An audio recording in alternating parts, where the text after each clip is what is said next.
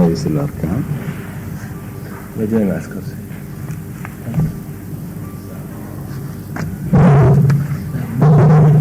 هذا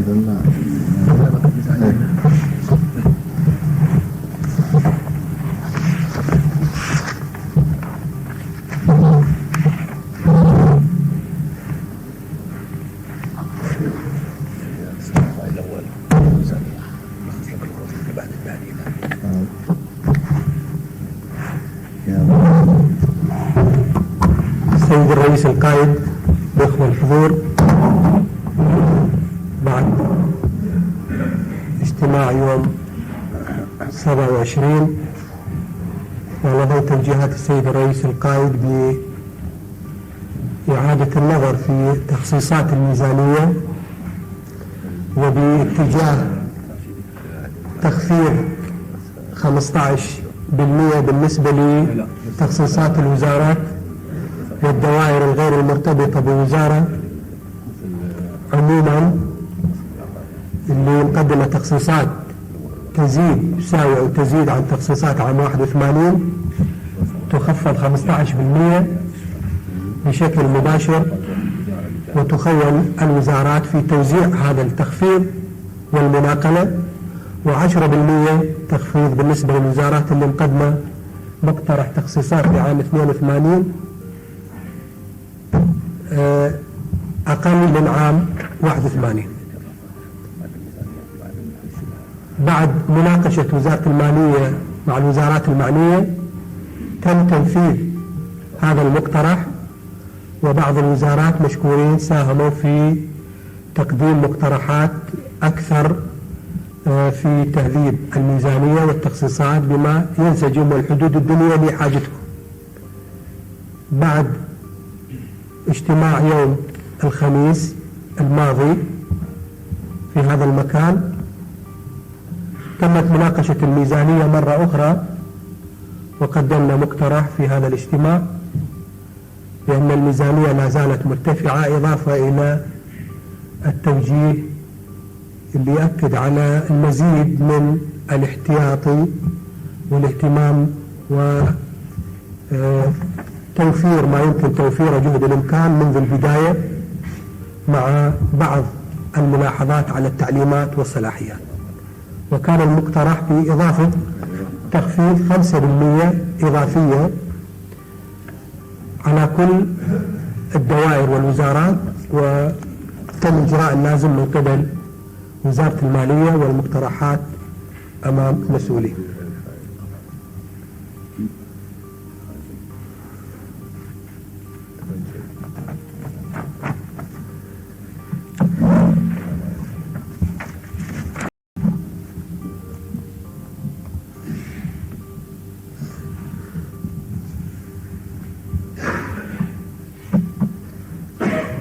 احنا نعتقد بعد هذا التخفيض الجديد 5% لا نقول بأن ما توصلت إلى التخصيصات الوزارات والدوائر تمثل الحد الأدنى أو لا يمكن تخفيضه، ولكن الأهم من هذا هو كيفية العمل خلال السنة ودور السادة الوزراء ومسؤولي الدوائر الغير المرتبطة بوزارات في عملية ممارسة الصرف حتى ضمن التخصيصات الثابتة، والتفكير باستمرار في أفضل الوسائل، أرخص البدائل،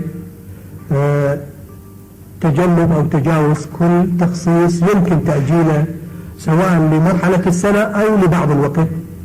هذا أمر يجب أعتقد يكون حتى أهم من التخصيصات اللي موضوعة في عملية التنفيذ، والمرونة في عملية منع أي اختلاف جهد الإمكان إذا كان هذا الأمر ممكن أن يتحقق ضمن قطاع الوزارة الواحدة في مناقلة أو في وضع أولويات بما ينسجم وظرف المرحلة الحالية. فأنا أجد سيادة الرئيس الإجراءات اللي تمت في تخفيض المرحلتين اللي وجه بسيادتك واجتماع يوم الخميس الإضافي، أعتقد هناك شيء أهم في عملية التنفيذ هو دور السادة الوزراء، متابعتهم تبدأ باجتماع مباشر مع كل رؤساء دوائرهم قبل التنفيذ، في إعطائهم صورة واضحة عن المرحلة وعن طريقة التعامل لكي لا يكون هناك تباين بين تصرف الدوائر التنفيذية وبين رأس الوزارة ويدخلون في إشكالات. وأعتقد في عملية التنفيذ إذا ما كانت المتابعة جيدة ممكن أن يكون هناك دور في تخفيض آخر في عملية التنفيذ وبشكل أدق وأهم وأكثر عملي مما تم في الاجتماعين الماضيين. إذا تؤمر سيادتك سيد وزير المالية في صورة. سيد الرئيس القائد السادة الحضور، يسرني جدا أن أقدم مشروع الموازنة الجارية للدولة لعام 82 بعد أن أعيد النظر فيها في ضوء توجيهات الرئيس القائد باعتماد ضوابط مالية جديدة في حساب النفقات. وقد تضمن المشروع المؤشرات الأساسية التالية: أولا الموازنة الجارية. أليف النفقات. 1. بلغ المجموع الإجمالي للنفقات 8713 مقارنة ب 7173 مليون دينار من الاعتمادات المنقحة لعام 81، أي بنسبة نمو قدرها 22%. وعند مقارنة التخمينات الجديدة بالاعتمادات المصدقة لسنة 81 والبالغة 5025 فإن نسبة النمو ترتفع إلى 73%. ثانيا، توزعت التخمينات حسب القطاعات كالآتي. أمامكم الجدول رقم 1 من البيان المالي. قطاع السلطات العامة، ويشمل رئاسة المجلس الوطني وديوان الرقابة المالية ووزارة الخارجية والداخلية والحكم المحلي والعدل ودوائر منطقة الحكم الذاتي. بلغت التخمينات المقترحة لهذا القطاع 829 مليون دينار مقارنة ب 894 مليون دينار من الاعتمادات المنقحة لسنة 81، أي بنسبة انخفاض قدره 7.4%. أما إذا قورنت بالاعتمادات المصدقة فإن النسبة تنمو بمقدار 4.3%. قطاع الدفاع الوطني، وزارة الدفاع، بلغت تخمينات سنة 82 3600 بنسبة نمو قدرها 52% عن الاعتمادات المنقحة لعام 81، وبنسبة نمو قدرها 198% عن الاعتمادات المصدقة للسنة نفسها. قطاع التربية والتعليم العالي والبحث العلمي، ويشمل وزارة التربية والتعليم العالي والبحث العلمي والتعليم الابتدائي ومجلس البحث العلمي. بلغت تخمينات 82 540 مليون دينار وبنسبة نمو قدرها 1% عن الاعتمادات المنقحة لعام 81 والبالغة 534 مليون دينار بنسبة نمو 5% عن الاعتمادات المصدقة لنفس السنة. قطاع الخدمات الثقافية والإعلامية، وتشمل وزارة الثقافة والإعلام، بلغت التخمينات المقترحة لسنة 82 61 مليون دينار وبنسبة انخفاض قدرها 13% عن الاعتمادات المنقحة لسنة 81 وبنسبة انخفاض 7% عن الاعتمادات المصدقة للسنة نفسها. قطاع الخدمات الاجتماعية، وتشمل وزارة العمل والشؤون الاجتماعية والشباب والأوقاف والشؤون الدينية، خمن مبلغ قدره 70 مليون دينار لسنة 82 وهو يقل عن الاعتمادات المنقحة لسنة 81 بنسبة 15% وبنسبة انخفاض 11% عن الاعتمادات المصدقة. قطاع الخدمات الصحية، ويشمل وزارة الصحة، لقد بلغت التخمينات المقترحة لهذا القطاع لسنة 82 238 مليون دينار مقارنة ب 246 مليون دينار عن الاعتمادات المنقحة لعام 81، أي بنسبة انخفاض قدرها 3%، وبنسبة نمو قدرها 2% إذا ما قورنت بالاعتمادات المصدقة. قطاع الشؤون الاقتصادية ويشمل وزارة الزراعة والإصلاح الزراعي والصناعة والمعادن والنقل والمواصلات والإسكان والري والتجارة والتخطيط. بلغت التخمينات المقترحة لهذا القطاع 202 مليون دينار، وبنسبة انخفاض قدرها 19% عن الاعتمادات الملقحة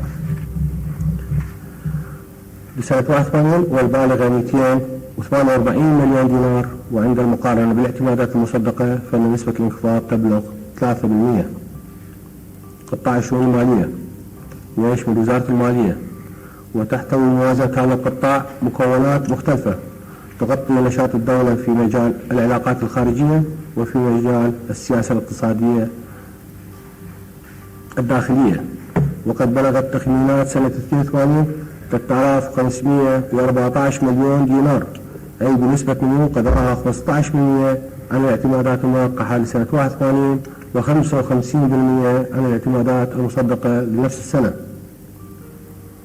أما أبرز النفقات فهي: أولا نفقات وزارة الدفاع 3600 مليون دينار. ثانيا الرواتب 1106. ثالثا دعم الأسعار 500 مليون دينار. فيما يتعلق بالرواتب، ترى وزارة الدفاع كل المواليد اللي دعتها واللي مقررة تدعيها اللي مدخلة رواتبهم ضمن ملاك ميزانية. فهذه عاد شلون هي طبعا نتيجة التصرف تبين ما يراد له، لكن بنتيجة الحسابات لازم أيضا تتفرزن بحيث ما تظل مسجلة في القطاعين المدني وبعدين رغم عن تسجيلها في ميزانية وزارة. لاحظت الالتزامات والمساعدات الدولية 250 مليون دينار. الاحتياط العام 2225 مليون دينار.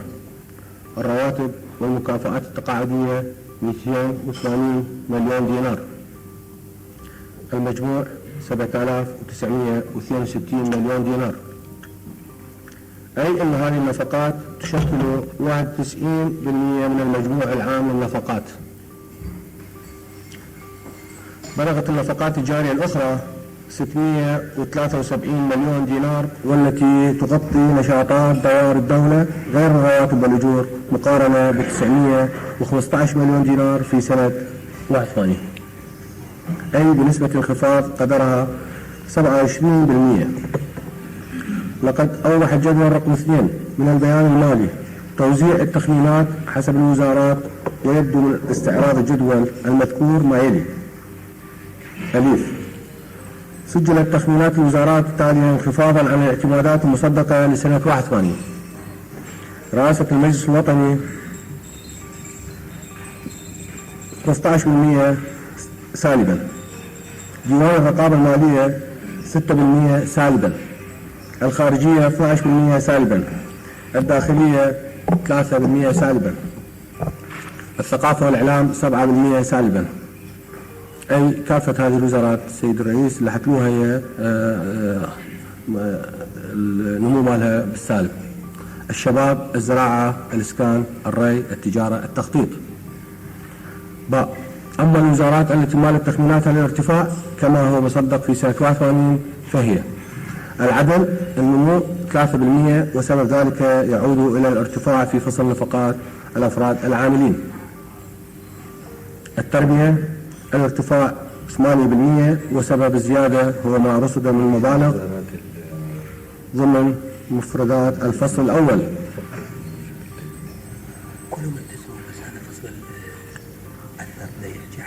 فصل ما في الرواتب والأجور، التخفيض مش من الرواتب التعيين. اعتبرت على كل دخلت الرواتب.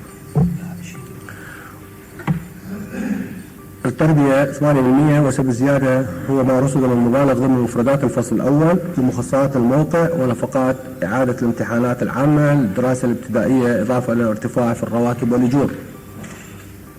التعليم العالي والبحث العلمي 2.10%، وسبب الزيادة في الارتفاع في نفقات البعثات الدراسية في الخارج.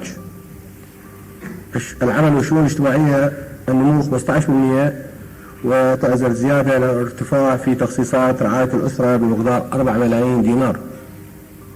الأوقاف والشؤون الدينية، أن نسبة الزيادة الحقيقية عن الاعتمادات المصدقة لسنة 81 تبلغ 11%، حيث أن هناك موازنة أخرى كانت ملحقة بموازنة الأوقاف في السنة السابقة مصدق اعتماداتها يبلغ 2.5 مليون دينار. أما سبب الزيادة في تخمينات الوزارة فيعود إلى الارتفاع في الأجور والرواتب وما خصص لترميم العتبات المقدسة. الصحة 2%، وذلك بسبب الزيادة المعتمدة لفصل الأفراد العاملين. النفط 11%، وذلك بسبب الارتفاع في الالتزامات الدولية. النقل والمواصلات 47%، حصل النمو في التخمينات بسبب المنحة المقدمة للسكك الحديدية لدعم موازنتها لسنة 82 بمقدار 20 مليون دينار. الحكم المحلي 11%، وتعزل زيادة في تخمينات موازنة هذه الوزارة إلى ما خصص لتلافي كلفة المكان والآليات المعتمدة بالإعداد القطر والرواتب والأجور. سيدي طبعا هذه دخلناها انفاق حتى لحين ما نستلمها ونحولها على وزارة التجارة نعتبرها إيراد. جيم، أمانة العاصمة خفضت منها مجموعة مكاين منهاج السرعة. وبعض منهج الاستيراد والرفيق أمين العاصمة. شوف الآليات اللي تحتاجها، إذا كانت الآليات الموجودة بالحكم المحلي الفائضة عن حاجتهم توازي ما تحتاجه من حيث النوع والمهام، بالإمكان الشخص الآليات اللي تحتاجها من الحكم المحلي حتى ننقلها بملكيته. جيم، أما الوزارات الأخرى التي سجلت ارتفاعا في تخميناتها على الاعتمادات المصدقة لسنة 81 فهي الدفاع والمالية. الإيرادات سيدي بقت كما كانت عليها، حب أو نتجاوزها. سيد الرئيس، نأمل أن يكون مشروع جديد الموازنة الجاري لهذه السنة قد حقق طموحات حزبنا وثورتنا في بناء الوطن والدفاع عن شرفه وكرامته ضد المعتدين الفرس وسائر أعداء الأمة بقيادتكم الحكيمة، والله الموفق.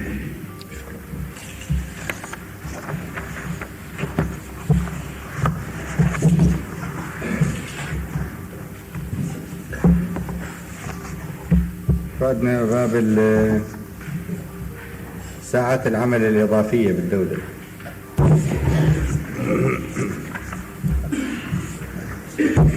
هو راح يدرس، طلبة يدرس، ولكن كون الأساسيين في الدولة مجتمعين في هذا القاعة، فأحب أعلق بتعليق بسيط لكي يعاونوا في هذا الموضوع. ثاني، لا أعتقد أنه مخصصات الساعات الإضافية تمنح بموجب عمل يؤدى فعلا ضمن كامل الزمن المقرر. وعندي شعور أنه هذا الباب موضوع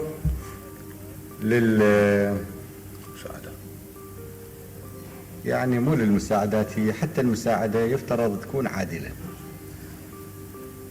وإنما موضوع لتصرف المسؤولين حسب تسلسل الصلاحيات للوجاهة ولممارسة سلطة بطريقة في نتائجها وليس في نواياها، في نتائجها غير مشروعة.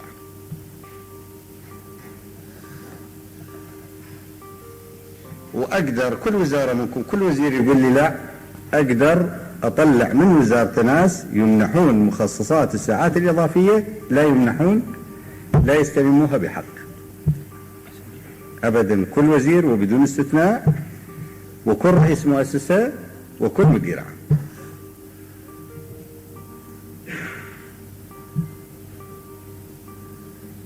هذا الباب أنا ابتداء لا أشعر بأهميته وبقيمته مقابل الطريقة الملتوية اللي نحصل بيها على موارد بطريق غير مشروع.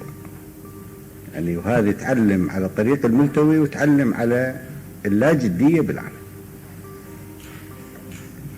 لأن بعض الموظفين يقدر بكامل ال6 ساعات أو ال8 ساعات المقررة ينجز واجباته، يعطلها أحيانا حتى يملأها بزمن المقرر جزئيا أو كليا بموجب شيء اسمه قانون المخصصات للساعات العمل الإضافي. فكثر الله خيركم، اشتغلون الساعات كل واحد الساعات المقررة له. طبعا مو المقصود به الأساسيين ترى ما يشتغلون بزمن مقرر، يشتغلون بالحاجة المطلوبة للزمن. اليوم نحتاج 6 ساعات نشتغل 6 ساعات، اليوم اللي بعده نحتاج 14 ساعة نشتغل 14 ساعة، يوم آخر نحتاج 4 ساعات نشتغل 4 ساعات ووراها ناخذ السيارة ونطلع نفتر نشتم هوا. فخلي يشتغلون العراقيين بكامل الزمن بموجب أسس الدقة الموضوعة في قياسات العمل، وكثر الله خيره. كافي.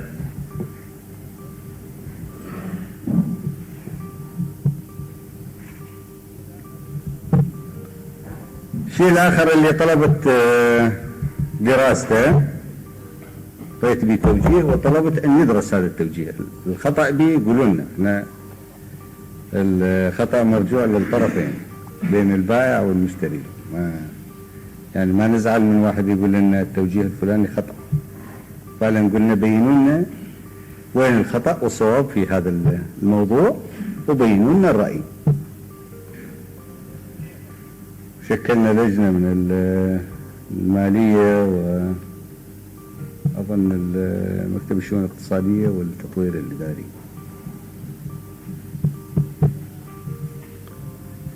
من زمان أظن من 6 سنوات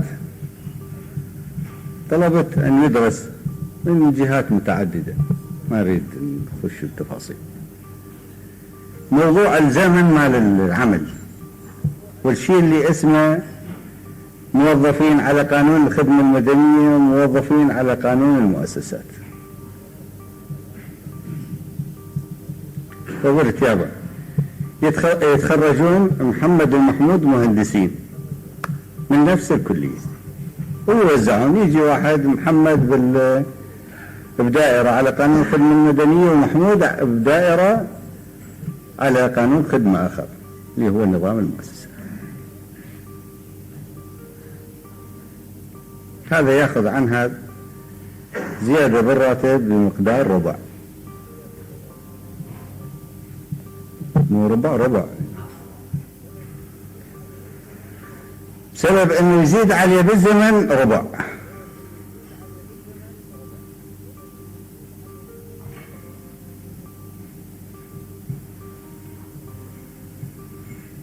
وبعدين يروح هنا بالمؤسسات وينتقل لنظام الخدمة المدنية. سوينا قانون قلنا لما ينتقل ياخذ راتب الجديد، لكن هم تيجي تشوف معاملات فلان وما بيش ونقلنا لكفاءته نرجو ابقاء على راتبه. نوبات نعاند نقول لا ونوبات نلين نقول نعم.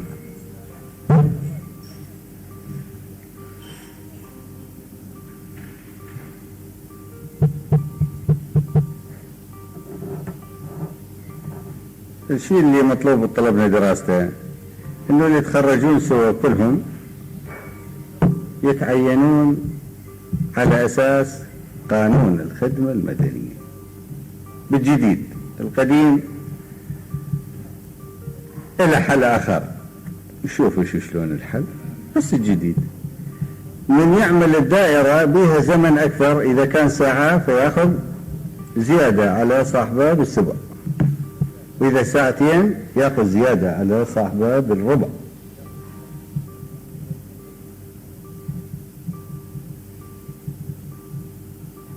وهكذا تمشي الحال. النقطة الأخرى اللي أضيفها الآن أن تدرس جديا أدرجها ضمن النقاط اللي طلبت دراستها، هو مساواة العاملين بالدولة بساعات العمل. الكل مثلا 7 ساعات، المؤسسات والخدمة المدنية 7 ساعات، 7 ساعات كافي. ها ذكرتها عبالي ناسي. 7 ساعات مؤسسات، 7 ساعات دوائر دولة. العمل بانسيابيته لازم ياخذ زمن واحد. أنا عندي معاملة مؤسسة تتعلق الدائرة دوامها 6 ساعات، تتعطل معاملتي طالما ذاك قام من الحال. انتهت قنوات.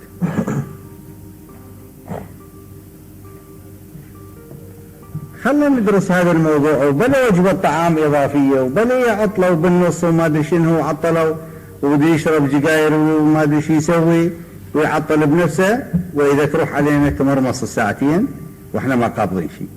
نريد نقبض 7 ساعات عمل جدي جدي، يبدأ الساعة كذا وينتهي الساعة كذا. نحسب تفاوت الزمن لأغراض تلافي الاختناقات في طرق المواصلات والازدحام مال خروج الموظفين مرة واحدة ودوامهم مرة واحدة. لكن أريد 7 ساعات عمل يأكل بها الإنسان ببيته ويروح ويداوم شبعان ويرجع جوعان على بيته. وبلي هالضائعات وهالقوانين المعقدة الطويلة الحياة. خل أيضا ندرس هذا.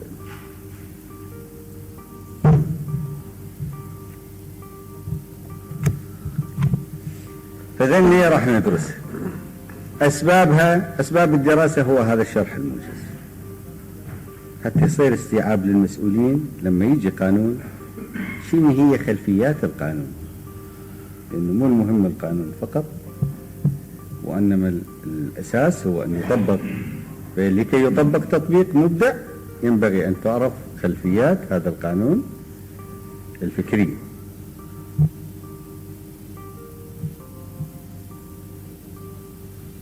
طيب إذا مناقشة للميزانية. نرجع دكتور منذر. اللي تفضلت به مو الميزانية، أحب أن أضيف اقتراح يمكن أن يدرس بالنسبة للجنة اللي تفضلت بها بالنسبة لساعات العمل. أكو نقطة سيادة الرئيس ما مدروسة وكانت محاولات لدراستها، مثل ما تفضلت ساعات العمل قد تزاد أو تبقى 6 أو 7 ساعات هذا، لكن الشيء اللي ما مدروس بالعراق هو هل المجموعة من ساعات العمل كيف توزع في النهار ما مدروسة. وفي كل العالم ماكو جرة واحدة الموظف يشتغل 6 أو 7 ساعات، يعني كيف توزع بالنهار.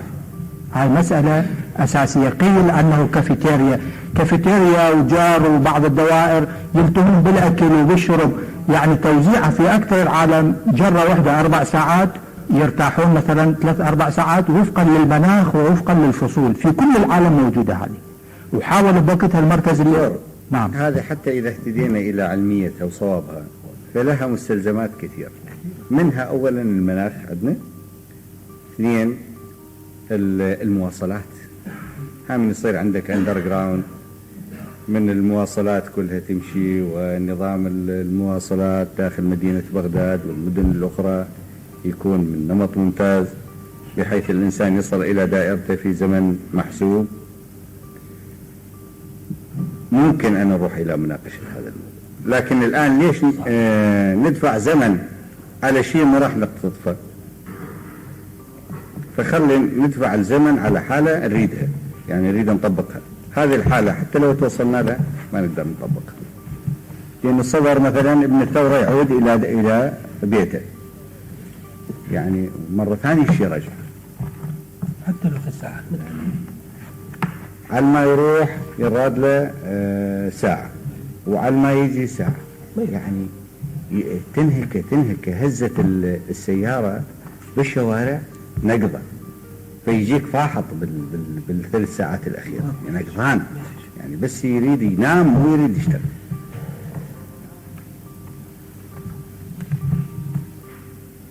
ما أدري من الإخوان. أستاذ حسن.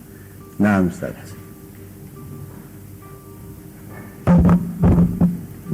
سيدي الرئيس، أنا راح أتجاوز النواحي الفنية حفاظا على وقت المجلس الموقر وأجي إلى القضاء. ولا هو مثلا زمننا بالصيف، يعني واحد ما يقدر يتحمل مثلا بهيك دوائر، لما تصل دوائرنا وتنظم على أساس التكييف المركزي وإلى آخره، لا يمكن واحد يلطي بالدائرة أفضل مما يروح على بيته. لكن هسه أكثر من الساعة 12 يبدي وراها واحد يضايق لما طرق البنكة فوق راسه وينضح. فنحتاج هذه الحالة، لكن شي رجعة وبعدين شي يجيب لك إياه الساعة 5 إذا قضب الحر. بعدين أكو جوانب وتعقيدات اجتماعية كثيرة فيما يتعلق بالنساء وعملهم والبيت والتوفير، ويعني أمور كثيرة. بعدنا ما وصلنا إلى المرحلة اللي لما نتخذ هذا القرار نكون في حالة قادرين على التطبيق الصحي والصحيح، يعني نستفيد منه، نجي نتمارى بدون ما ندخل بتعقيدات جديدة. نعم أستاذ. سيدي الرئيس، النواحي الفنية راح أتجاوزها الحقيقة لأنه حفاظا على وقت المجلس الموقر، وأجي إلى القضايا المبدئية. حسب توجيه سيادتك جرت تخفيضات على الموازين، موازنة الجارية ومنهاج الاستيراد ومنهاج الاستثماري، لكن بالنسبة للموازنة الجارية جرى تخفيض على شطر منها وهو الموازنة الممولة مركزيا، وبالرغم من هذا التخفيض فلا زالت هي تزيد عما هو منقح لعام 81 بنسبة 22 كما تفضل السيد وزير المالية، وعما هو مصدق ل 81 بنسبة 73%. الممولة ذاتيا لم ينخفض منها أي نسبة، لم تنخفض منها أي نسبة ولم يعاد النظر بها، وتزيد على ما هو منقح لعام 81 وتزيد عما هو منقح لعام 81 بنسبة 11% بالقياس إلى المصدق و17 بالنسبة لما هو منقح. فمجموع الممولة المركزية وذاتيا 16,110 مليون دينار. إذا أضفنا إليها الموازنات التي تتلقى منحا من الدولة يصير المجموع 17,235 قياسا إلى 14,988، يعني حوالي 16% أكو زيادة على ما هو منقح ل 81. إذا أخذنا هذا النظر بالاعتبار، هذا تدفق نقدي راح يصير إلى السوق طبيعي، وجزء منه يروح إلى الاستيراد. يجب أن يكون هناك توازن بين التداول السلعي والتداول النقدي. الآن هو في الوقت الحاضر بسنة 82 يزيد عما هو ال 81 بنسبة 16%. في 81 الإصدار النقدي على المؤشرات السابقة كانت زيادة بها 51%، معناه أنه راح يصير إضافة على ال 51% إضافة جديدة الآن، في حين أن منهاج الاستيراد أنقص على ما كان في العام السابق، نزل بحدود 10.5%. معناه أنه يجب أن يكون هناك مواجهة لهذا التداول النقدي أو التدفق النقدي، إما بسلع مستوردة وإما بإنتاج محلي. إذا السلع المستوردة نقصناها الآن 10%، والإنتاج المحلي قطعا يتأثر بسبب ظروف الحرب، فمعناه أنه نسب التضخم راح تصعد، معناه أنه الأسعار راح تصاعد، معناه أنه التضخم راح يصعد. فأشوف لو أن الموازنات الممولة ذاتيا والتي تتلقى منحها من الدولة يجب أيضا أن ينطبق عليها نفس النسبة من التخفيض 10 أو 15%، حتى يكون نوع من التوازن الحقيقي. وأما بالنسبة لمنهاج الاستيراد فأيضا يجب أن يكون الحقيقة، أنا ما أميل إلى تنزيل الجزء الخاص بالاستهلاك، لأنه الجزء الخاص أو القطاع الاستهلاكي أو السلع الخاصة بالاستهلاك خفضت بحوالي 11% عما هو في سنة 81. أفضل أبقي عليها، لأنه نحن خفضنا منهاج الاستيراد وزيدنا التدفق النقدي، معناه أنه خفضت ما راح تخفض الاستهلاك، وإنما خفضت من الخزين. والله شوية منهاج جديد نزل. اي نعم ندري به، نزل منهاج جديد، نزل يخفضه من الخزين، ما يخفضه يعني اللي كان يشتري 4 بيضات ما راح يشتري 4 بيضات. ما اريد انه يتخفض، بالعكس انا اقول انه ما لازم يتخفض، لانه زاد يعني الموازين زادت، التدفق النقدي زاد للتداول، لازم اواجهه بسلع، سلع اكو نوعين عندي، قناتين عندي، الاستيراد والانتاج المحلي. نحن نزلنا الان سلع واستثمارات. سلع طبيعي. واستثمارات. نعم استثمار محسوبة، هذه محسوبة. أنا دا أحكي بس على الاستهلاك، دا أحكي على منهاج الاستيراد الخاص بالاستهلاك. هذا نزل 11% عما هو بال81، في حين أنه زاد التدفق النقدي. يعني القنوات النقدية اللي راح تيجي للتداول زادت 16%. لازم يكون هناك في التوازن موازنة حتى عالج قضية التضخم. ما يخالف، صار الصورة واضحة. وزير المالية. سيدي، أول شيء بالنسبة للقطاع الاشتراكي الممول داخليا حسب توجيهات سيادتكم بالجلسة الماضية أجري عليه التخفيض في نفس الأسس اللي طبقت على موازنة الدولة، وكانت نسبة الانخفاض 965 مليون دينار، وبذلك يصبح 6792 مليون دينار، أي بنسبة نمو قدرها 3% عن الاعتمادات المنقحة في 81 والبالغة 6605. ويعني هذا سيكون أقل طبعا بالنسبة للاعتمادات المصدقة يا أستاذ حسن. سطبقت نفس الأسس حسب توجيهات الرئيس القائد. ما انتهينا منها؟ ما انتهينا؟ يلا. الأرقام الآن المأخوذة من الجداول الذي قدمته وزارة المالية، الموازين الممولة ذاتيا يعني المؤسسات طبيعية، الذي يعتمد الآن 7397، المنقح ل 81 6685. اكو زيادة على المصدق 11%، وعلى المنقح 10-17. وين التخفيض إذا صار؟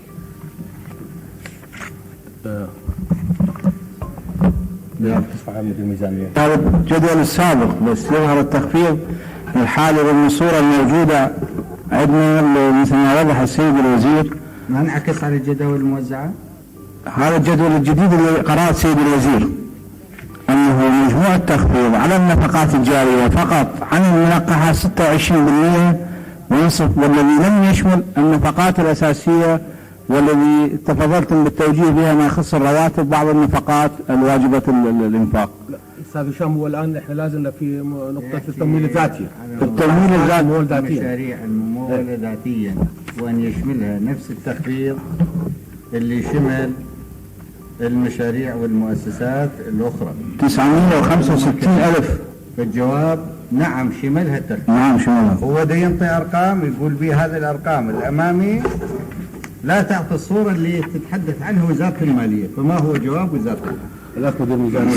سيدي مدير النفقات مال التمويل المركزي بها مستلزمات إنتاج وليس كلها نفقات جارية، فعملية التخفيض الذي حدثت ولا تمثل 965 مليون، منها ما يخص النفقات الجارية ومنها ما يخص منهاج الاستيراد. أما متطلبات الإنتاج وخاصة بالنسبة للمعامل المصانع مما يتطلب طبعا شمل الإنتاج على حجم خطة الإنتاج لأمانته، وبالتالي قد ليس بشكل عام، لأن ميزانية القطاع الاشتراكي تشمل من ضمن النفقات الجارية ونفقات مستلزمات الإنتاج. فبشكل عام ضمن التوجيه بالتخفيض النفقات الجارية خفض بمقدار 965 مليون من أصل الرقم اللي كان 7,800 تقريبا، أصبح 6,792 مليون. يبدو أن الخلل هنا. العنوان المؤسسات الممولة ذاتيا، هذا هو العنوان اللي أنتم ماخذين على بموجبه اللي الأستاذ حسن ماخذ المقارنة بموجبه. أنتم التخفيض مسوي على التمويل الذاتي للمؤسسات الممولة ذاتيا، فأكو تمويل للمؤسسات الممولة ذاتيا، تمويل مركزي اللي داخل ضمن الرقم اللي دا ينطيه الأستاذ حسن ودا يحاججكم به، فيكون الرقم اللي موجود أمام الأستاذ حسن هو حاصل جمع النفقات الممولة ذاتيا زائدا النفقات الممولة مركزيا تحت عنوان للمؤسسات الممولة ذاتيا. والرقم اللي انتم بموجبه اجريتوا التخفيض هي النفقات المالية على المشاريع الممولة ذاتيا، يعني النفقات الممولة ذاتيا أي النفقات التي تنفق ذاتيا التخفيض يجري عليها، وليس على مجمل النفقات التي تنفق على المؤسسات الممولة ذاتيا بما في ذلك التمويل المركزي وتمويل الإنفاق الذاتي. مو هذا الخلل؟ أستاذ مجيد ولا وين الخلل؟ يعني أنا أستنتج منه نعم. قالوا نشوف. سيد الرئيس الأستاذ حسن طبعا أمام الجدول السابق. بالنسبة للموازنات الممولة ذاتيا وحسب التوجيه اللي صار، طبعا هذه أكثرها عندها موازنات تخطيطية، أي لازم تدرس بعمق حتى نقدر نجري التخفيض اللازم حسب التوجيه، لأنه أي تخفيض وخاصة بالمستلزمات السلعية راح يضر إضرار مباشر بخطتها الإنتاجية. فإحنا اللي سويناه مع الموازنات الممولة ذاتيا خلال الأسبوع الماضي أجرينا التخفيض بموجب التوجيه وبالتشاور مع هذه المؤسسات. الرقم اللي وصلناه بالتخفيض هو اللي موجود أمام السيد الوزير واللي قرأه، بس الرقم اللي قرأه الأستاذ حسن هو الرقم السابق. هذه نقطة. النقطة الثانية اللي طرق لها الأستاذ حسن حول الموازنات اللي تتلقى منها. منين جابها؟ مو من المذكرة اللي أنتم موزعيها؟ ما موزعين هذا الجدول احنا بالمذكرة. احنا ماليا بالوزارة يا سيدي. خلص كانت تقولون هالشكل وما نظل نناقش. يعني تقولون انه هذه البيانات اللي امامه بيانات قديمة، البيانات الجديدة هي البيانات المعتمدة المنتهية. أستاذ حسن فقط حبيت أشير لأنه إحنا هذا مال التمويل الذاتي ما يسعنا مثل ما سوينا بالممولة المركزية نستدعيهم ونناقشهم وبعدين نجي الفصول. تجي هاي مؤسسات حديدة، فإحنا طبقنا القاعدة اللي وجه فيها بموجبها السيد الرئيس القائد وطلع عندنا هذا المبلغ، وسنرجع إلى المؤسسات حتى تجري هي توزيع هالتخفيض حسب ظروف عملها، بحيث انه ما تتاثر الحركه الاساسيه لكل مؤسسه او كل مشروع صناعي. بس التخفيض اللي خفض من اجمالي يعني هذا الرقم اللي يعتمد اللي احنا طلعناه بالوزاره وسيطبق على المؤسسات المموله ذاتيا. سيدي يعني احنا امامنا ارقام وراح تصدر بقانون. تفضل بيه سيد وزير الماليه وارد. وين ما يعترفون بهذا الرقم اللي انت حاطه؟ لا ليش شلون راح يصدر؟ هذا يقولوا لك الرقم قديم اللي امامك، الرقم اللي ذكروه هو الرقم الصحيح اللي راح يصدر بقانون. ما صار عليه تنزيل مع من شلون راح يصير تنزيل عليه؟ وين بس هذا الرقم ابقي عليه ما صار مناقشه. سيد الرئيس هو اصلا احنا حتى التخفيض اللي صار على الموازنه الجاريه احنا طلعناه ورا ما طلعنا منها بساعه. اخذنا الفصول اللي عندنا وخفضنا ل 15% وبعدين السيد النائب الاول ايضا وجه بانه نخفض 5%. راسا انا قلت له هذا يعني حاصل 37 ويطلع الحصيله عندنا. بعدين احنا مثل ما قلنا نترك الوزارات كل وزاره وحسب ظروفها تبدا وتوزع هذا التخفيض الشامل اللي طار حسب الفصول والابواب اللي شملها التخفيض. فأستاذ حسن هو اصلا بالقانون اذا مشمول به المؤسسات المموله ذاتيا، والتخفيض هو اللي يتحدث عنه وهو الذي سيدخل ضمن قانون الميزانيه والوزارات. هذا التخفيض اللي هو بصيغه قانون وامور راح تاخذه وهي توزعها تطلع منين تخفض حتى ما تتاثر نشاطها او نضطر ان ندخل وياه بكل التفاصيل مجددا بحيث ياخذ منا شهرين زمن. هذا الحال 965 استاذ. كم راح يصير نسبه التخفيض؟ يعني اي نسبه راح تطبق؟ اي نسبه راح تطبق على المموله الذاتيه؟ 10 15 ما نعرف. ال 15% وزاد الخمسه مال الوجه فيها سيد النائب يصير 20%. زين ليش ما طبقت اذا؟ مطبقه طبقت على المنهاج الاستثماري، ليش ما طبقت على المموله الذاتيه؟ مموله ذكرت لك الرقم 965 هذا التخفيض اللي شمل المؤسسات المموله ذاتيا. سيدي لازم الرقم يطلع الان امامنا لانه راح يصدر. هو انا امامك الرقم. نحن عندنا امامنا 7700. هو الرقم هذا قدامك قديم استاذ حسن ما صار عندنا الفرصه. نعم صح يعني قديم إيه؟ بس ما صار جديد عليه، ما صار عليه مناقشه للتخفيض ابقي. وكذلك الموازين الذي حط الرقم الجديد هو الرقم اللي امامك ناقصا 20%. جيد خلاص. تبقى الموازين الذي تاخذ منحه من الدوله ايضا نسبه التخفيض ما ايضا ما خفضت. هذه استاذ حسن مثل ما جرت حتى مال السكك مو شات 22 هسه قلنا 20 صارت كلها شملت بصوره عامه بما فيها رئاسه الجمهوريه وكل الاجهزه حسب توجيهات الرئيس القائد. التخفيض صار 20% شامل وهذه ما فيها مدخل غلط. نعم هذه مموله مركزيه بالضبط. هذه مموله مركزيه. انا دا احكي عن المموله ذاتيا الذي تفضلت الان وراح ننزل منها. بس الممولة عن طريق منحة من الدولة، اكو موازين ممولة مشمولة أيضا بنسبة 20%. جيد، حتى الارقام تكون واضحة. نعم نعم. شكرا. شكرا. الجانب الآخر من الجانب الملاحظة. الآخر الأخ حسن أنا وضحت له بالاجتماع الماضي موضوع الاعتقاد أنه النمو عن المصدق والملقح فشيء هو مبين. أنا أول شيء ذكرت أنه الدفاع 3600 وذكرت أيضا عندي نمو في احتياط وزارة المالية، فهو مو نمو فعلي إنما هو هبوط يعني شيء أكيد. ورغم الهبوط وجه أيضا السيد الرئيس أنه نخفض 20%. فالنمو اللي تفضلت عليه عن عام 81 هو نتيجة التزاماتنا العسكرية، فمو 73 عن المصدق هو فعلي ولا عن الملقح مثل ما مذكور حوالي 60. فالارتفاع هو في النفقات العسكرية وموازنة العسكرية، وبالأخير هاي الموازنة العسكرية أستاذ حسن سوف لا تعكس آثار على الوضع الداخلي لأنها أغلبها يعني سلع مثل ما نمو أكل ونمو دجاج طيارات ودبابة ومدفع عن طريقك للخارج، ومبلغ هو صار واضح جنابك تعرفه ولا عندك إيه؟ سيادة الرئيس هذا الموضوع أستاذ حسن طرحه في اجتماع الخميس وأنا تحدثت به. التوازن بين الميزانية العامة وبين منهاج الاستيراد فعلا مطلوب لمنع سلبيات التضخم، لأن من نضخ فلوس في الداخل وما نجيب سلع معناه تصير مشاكل معروفة ابتداء من الأسعار إلى الأزمات إلى أمور أخرى. فلذلك احنا نعتبر منهاج، إذا اعتبرنا الأساس منهاج الاستثماري والميزانية ومنهاج الاستيراد لعام 81 بشيء من التعادل وصار في مناقشة جيدة، فنجي في عام 82 شنو اللي جرى؟ أي تخفيض على الميزانية؟ لو تاخذ تطلع ميزانية وزارة الدفاع على صرفها. اي هو هذا تعزلها هو هذا وتقارن الميزانية المدنية مع منهاج الاستيراد، هل يطمنك هذا لو ما زالت المقارنة يعني تسجل علامات أو أشباح من التخوف حول الاختناقات الاقتصادية والمالية المحتملة؟ سيادة الرئيس هو هاي اللي أريد نوصل لها.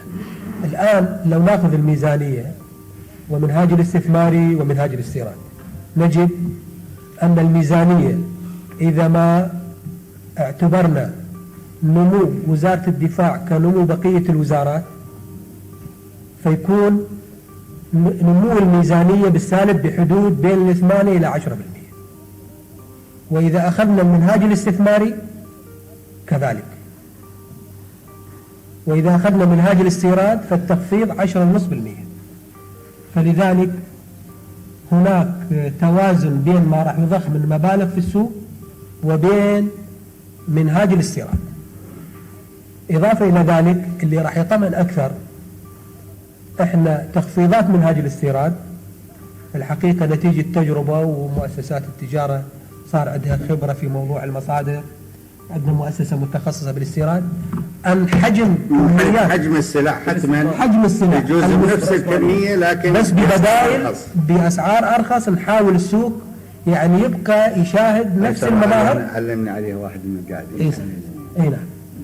ولذلك هذه طبعا خالد الجنابي وهذه سيادة الرئيس لا والله العميد صادق شعبان عند منهاج اللعب مال الأطفال لا أسأل عنها قال لي راح نستوردها والتخفيض راح نعالجه بين نشتري من مصادر أخرى فنجيب نفس اللعب نفس النوعية لكن ونفس العدد بمبالغ. سيادة الرئيس فرقنا بين المناقشة احنا هذه من البداية من قبل 4 أشهر سيادتك، لأن مرات نطلق على مواد استهلاكية أكل ومستلزمات أخرى، ففرقنا بين الأكل وبين السيارة اللي هي أيضا ضرورية وبين التلفزيون أيضا ضروري، يعني أكو فرقنا في هذا الجانب بحيث كميات الأكل ما يأثر ما يعني أعتقد عام 81 كان عام مريح في موجودات الأكل. كل شيء دجاج أكثر من الحاجة، لحم، سمك ما حد يشتري، يعني كل شيء موجود. الخبز لا والله حتى ما نسلم اللحظة. أستاذ حسن أستاذ حاتم أكو عندكم تلفزيونات طلبتها توزع على القرى حوالي 70 مليون دينار أظن حسب ما أذكر، ووزعت اللي باقي منها، لأنه من كنت أمشي ببعض البيوت الفلاحين ألقى تلفزيون، فبعض منهم يبدو مشتري ويأخذ من التلفزيون أيضا من الموجود. إذا هذا هدف، خشيناها دخلنا. فحطوا اليد عليه حطينا الشر، سويناها. حطوا اليد عليها وابدوا عاد بيعوه. لأنه تقريبا كل العوائل الفلاحية بالقرى الريفية الحدودية والنائية اللي ما واصلها كهرباء، لأنه قسم منها على الباتري تشتغل، ووصلتها حطوا اليد عليها. عاد تظل حالات استثنائية احنا راح نشوفها، لأن احنا بدنا نفتر من نشوفها نطلب منها ونوزع.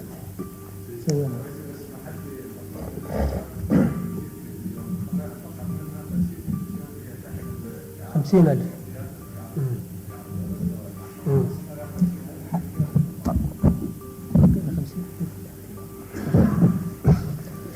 سيادة الرئيس، نسبة النمو بالسالب أو بالإيجاب بين الموازين الثلاثة متعادلة هذا العام.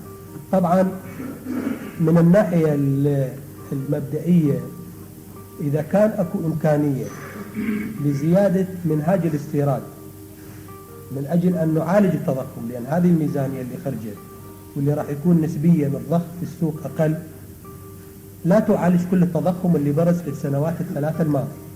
إذا كان أكو إمكانية لزيادة حجم منهاج الاستيراد وخاصة في السلع الإنتاجية لكان مفيد، ولكن هذا الشيء غير ممكن هذا العام.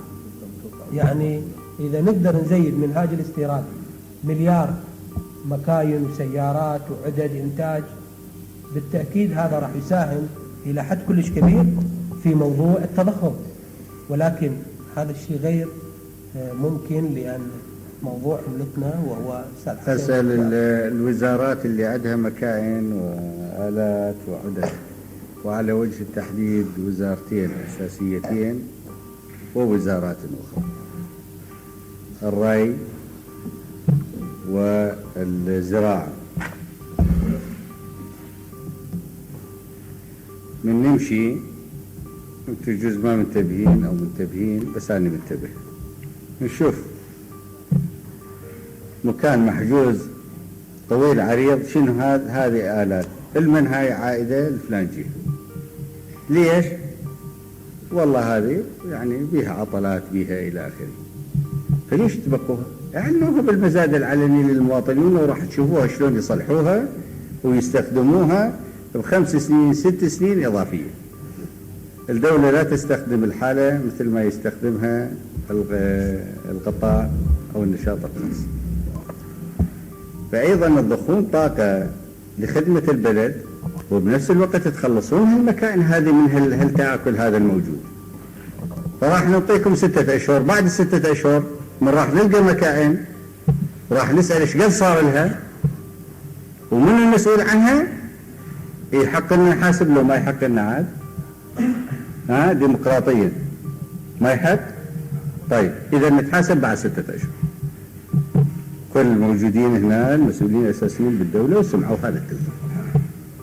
النقطة الأخرى، كل وزير ورئيس مؤسسة ومدير عام مسؤول عن دائرته، طلب مكائن 10، شاف قدرته في التشغيل الاقتصادي للمكائن 7 وليس 10. طيب هذه ينزلها للسوق المحلي يبيعها، ليش يخليها يقتلها المطر والشمس ونفس الوقت يسحب طاقة عمل من مساحة العمل في حين مفروض انه ما يسحب. فايضا الوزراء والمسؤولين عموما الرئيسيين يشوفون حالاتهم، كل شيء زايد عندهم حتى لو كان جديد مو سكراب يعني مو منسق، هم يجون يعرضون للمواطنين، وبهالحالة نعالج جزء من الحالة اللي أشار إليها الأستاذ طاهر.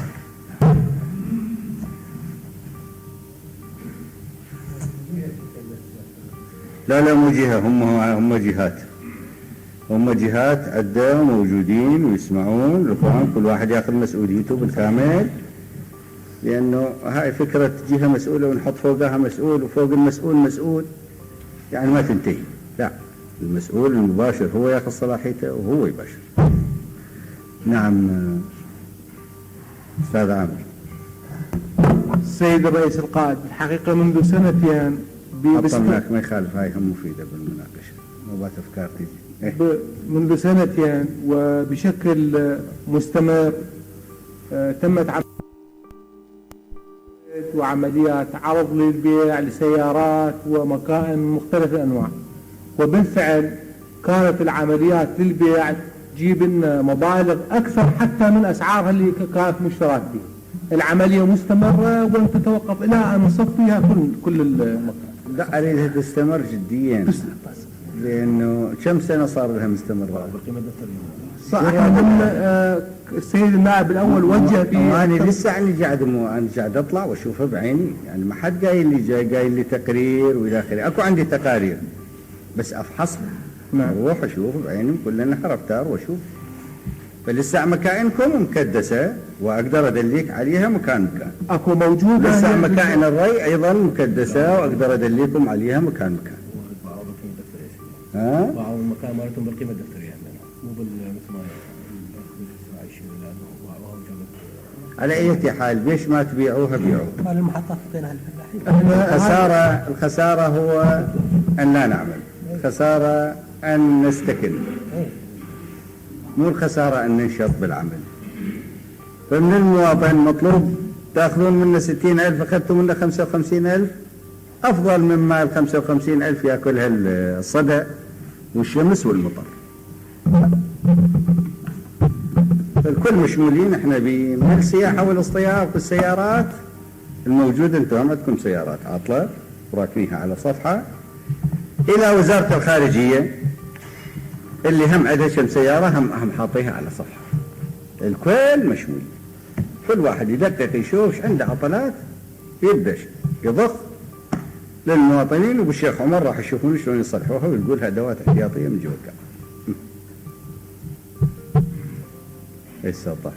يا رئيس، يعني هذه الرته واضحه ان النمو النسبي السلبي او الايجابي في الموازنات الثلاثه هو نفس النمو، ولا يصح ان نقول بان الميزانيه العامه ارتفعت 74% ومنهاج الاستيراد انخفض 10%، وهذا راح يخلق تضخم جديد، لان ال 74% أكثر من 80% منه هو لاستيرادات وزارة الدفاع من الخارج، ولن تضخ عمالة أو أعمال قدرة شرائية داخل السوق. فلذلك لا يصح أن نطبق قاعدة ال 74% في زيادة الميزانية على انخفاض المنهاج الاستيرادي ومنهاج الاستثماري اللي بحدود 10% عن عام واحد. الحقيقة الميزانية نقدر نقول هي الأخرى بين 7 إلى 10% انخفضت وفق الحلقات اللي ستؤثر في السوق الداخلي. أما كحقيقة هي فعلا 80% زادت وليس 74%، بس لتأثيرات أخرى ما راح يكون لها تأثير في داخل السوق. لكن لا زال التضخم موجود في السوق العراقي. نعم، إذا يكبر المنهاج الاستيرادي أفضل، ولكن مواردنا الخارجية لا تمكننا أن نوسع منهاج الاستيراد، ولذلك اضطرينا أن نخفض منهاج الاستيراد حتى أكثر من النسبة اللي سيادتك وجهت، لأن ترتبط بالعملة الصعبة. شكرا. البيع في العتيق والجديد، الجديد الزايد عن الحاجة، فايض عن الحاجة، والعتيق المنسق يشمل حتى الزوارق مال السياحة، ويشمل حتى مكائن الماء في وزارة الزراعة العاطلة عندكم، مكاين ماي رستم وبلوكي وغيرها وغيرها وغيرها كثيرات. أستاذ حكمت. سيدي، بعض الجوانب توضحت على حديث الأستاذ محافظ البنك المركزي، بس ردت أكد بعض النواحي. سيدي، لابد أن أقول بأنه اللجنة لما اشتغلت بضوء توجيهاتكم ما استوعبت كل التوجيهات اللي ممكن أن تأخذها بتفصيلاتها وبدقتها اللي تتوخاها اللجنة من خلال التوجيه الدقيق. والسبب هو أنه إحنا أمام وقت محدد، وربما يمكن الظروف تشوف حتى تجاوزنا يمكن يومين 3، فانصبت الجهود على الخزينة وما تتأثر به بشكل مباشر. والشيء الآخر انصبت الجهود على المنهاج الاستيرادي اللي يعكس التصرف بالعملات الصعبة، واللي هو جزء من احتياطنا في نصرنا الحقيقة. اللي يتفضل به السيد المحافظ، أقول أنه في جانب فني، ولو هو أراد أن يتجاوز الأمور الفنية بس وقع في الجانب الفني الخالص، ومسؤوليته أكثر من هذا الجانب الفني حسب اعتقادي. الجانب الفني طبعا إذا كل حالة اقتصادية لابد أنه نتعامل مع ذراع الطلب بما يقابله من ذراع العرض. ذراع الطلب نوقشت الميزانية الجارية ونوقش المنهاج الاستثماري وما يتضمنه، وانعكس بشكل أو آخر في المنهاج الاستيرادي. هذه الناحية سيدي، البنك المركزي حسب خبرتي وحسب اختصاصي أقول هو كان المفروض أول من يرفع جرس الإنذار بالنسبة إلى أمور تخص مصيرنا وتخص قوتنا وتخص نصر. العملات الصعبة ما تنعكس فقط في المنهاج الاستيرادي اللي يعكس لنا في جانب من رقمه 1150 مليون استيرادات المنعكسة من المنهاج الاستثماري. لابد أن أقول حقيقة يشعر بها كل واحد من المسؤولين الحاضرين بأنه ماكو من المشروعات اللي مدرجة في المنهاج الاستثماري والخطة ما يتضمن مبلغ نسبة هيك اعتباطية أقولها مو أقل من 70% من التحويلات الخارجية. وإذا انعكس في منهاج الاستيراد 1150 فهو يعكس الجانب السلعي في المنهاج الاستثماري ولا يعكس الخدمات ولا يعكس العمالة أيضا المحولة بجانب كبير منها. ولذلك أنا أعتقد أنه كان المفروض أنه يكمل الاقتراح بما يضغط على جانب الطلب ونمو الطلب ومسببات الخلل الأساسي الواضح اللي تفضل سيادتكم بالحديث عنه، أنه لا نأخذ سنة 81 هي كسنة نموذجية، لأنه سنة 81 الحقيقة هي سنة مغالاة حسب اعتقادي. نرجع إلى سنة 79 ونشوف ايش قد نمو 80 و 81 عن سنة 79، وش قد نمو 82 قياسا ب 79، و79 ما هي سنة تقشف ولا شد الحزم على البطون.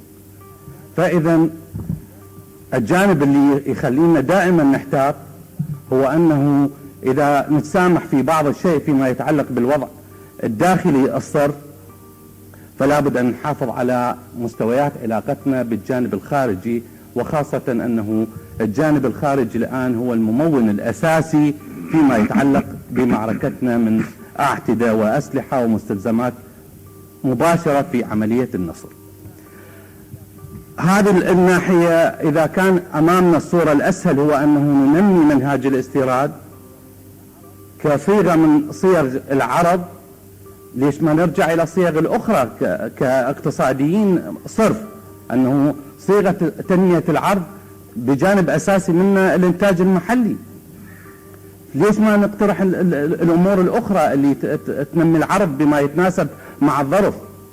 سيدي، لابد أقول أنه إحنا إلى الوقت الحاضر رغم كل ما اشتغل به المقص إحنا ما ارتفعنا إلى أنه نعيش مرحلة اقتصاد حرب ولا نشعر أنه إحنا في ظل حرب، بل بالعكس هذه الميزانية بأرقامها اللي موجودة والمناقشات اللي أسمعها هي لا تستوعب التوجيهات الأساسية اللي تفضلتوا بطرحها، ولا تستوعب المصير اللي إحنا نجابها بإيمان مطلق من أنه النصر هذا لابد أنه نحافظ عليه بكل ما يمكننا حتى ولو كان في بعض الأحيان نتحمل عضة من شعبنا أو وجع من خاسرتنا. هذه الناحية ما داء المسها. سيدي أقول الأرقام، نعم احنا ضمن التوجيهات وضمن الفترة الزمنية قصينا ما يمكن، لكنه استوعبت جانب واحد من التوجيهات، وهو أنه فيما يتعلق بتوجيهات الميزانية والخزينة والمنهاج الاستيرادي. أما التفصيلات اللي تفضلت بها، وهو أنه العودة كل وزير إلى وزارته حتى ينطينا برنامج فيما يتعلق الآن سيادتك تطرح هذه الأمور المفروض احنا كفنيين نطرحها، واحنا كوزراء ومسؤولين احنا نطرحها قبل ما توجه بها. نعود على المخصصات ونعود على أمور أخرى كثيرة سيادة الرئيس أنه مشحونة بها أرقام الموازين من هذا القبيل اللي لا تؤدي ثمرتها ولا تؤدي هدفها. مو فقط المخصصات، ولا التفاوت في الرواتب، ولا التفاوت في نظم الخدمة، كثير من الأمور ويشعرون بها سيدي.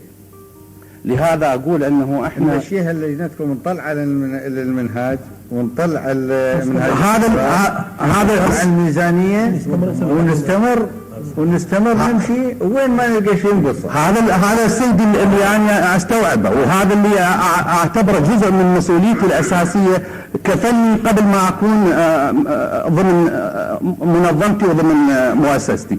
لكن كفني اقول انه الفن اللي احمله كاقتصادي المفروض يطالبني بكثير من الاجراءات بضوء التوجيهات اللي تفضلت بطرحها. شوف هسه ما يطلع الأصيل ماكو أصالة بعده لكل هذا الجيل رجالا ونساء، شيبا وشباب، ما يبين أصالته في أنه يحب العراق بهذه المرحلة بعد لا يمكن أن تنفتح أمامه فرصة لكي يجلو نفسه ويأكد أصالته مثل هذه الفرصة أبدا. أي فرصة هذه لتأكيد الأصالة مثل فرصة الدفاع عن الوطن، صرف حالة مجرد اترك من هو اللي يحكم، وطني هذا لازم أدافع عنه. فهسه العقول لازم حتى اللي منها لا يعمل بطاقته اللي ينبغي أن يعمل بها، هسه لازم يعمل بالافتر بيرنر، هذا مال سلاح الطيران العراقي. والما يعمل بالطاقة الإضافية حقيقة ما هو عراقي، بل لأن العراقية ليست حالة شهادة الجنسية، وإنما حالة التصرف حيث ينبغي زمنا ومكانا ونوعا. فاللي ما ينتخي هسه ما إلا مكان ينتخي به. فالنخوة مو فقط في أن الإنسان يحمل بندقيته ويقاتل، رغم أنها أرقى أنواع النخوة، إنما أيضا بيتحمل المسؤولية في القرار والدقة في التصرف والمعاناة اليومية في استخراج حالة جديدة تعزز النصر.